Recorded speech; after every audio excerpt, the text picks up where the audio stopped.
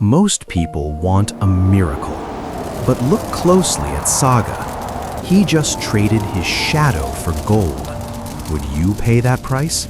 But the third wish was something Saga never expected. The workshop of Master Mateo was silent, except for the crackling of the furnace. On the stone table sat a small, ancient wooden box. It looked ordinary, but it was bound by 3 heavy locks: iron, silver, and gold. Saga stood before it, his eyes reflecting the hunger of a man who wanted everything. "Is it true, Master?" Saga whispered, his voice trembling with greed. "Does this box grant any 3 wishes? Can I truly have it all?" Master Mateo did not look up from the furnace. His face was etched with shadows, older than the stones of the floor.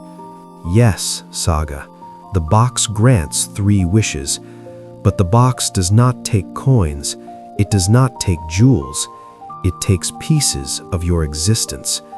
For every gain, there is a loss you cannot see until it is too late." Saga laughed, a sound of arrogance. "I am young and strong, I have plenty to give. I want to be the richest man in the world. I wish for gold."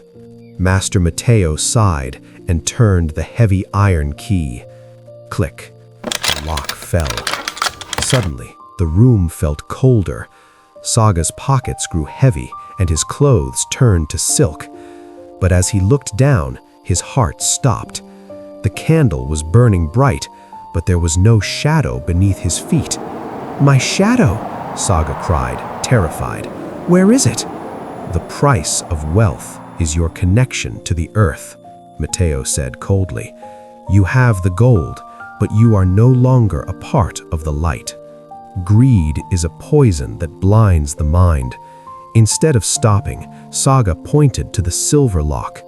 "I don't care about a shadow. I want power. I want everyone to obey me. I wish for the throne." Master Mateo turned the silver key. Click. The second lock fell. Outside, thousands of voices shouted Saga's name in fear and worship. But inside the room, Saga felt a strange emptiness in his ears.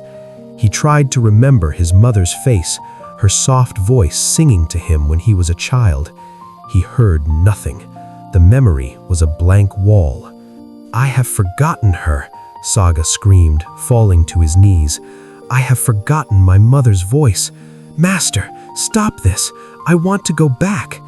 Master Mateo picked up the final key, the golden key.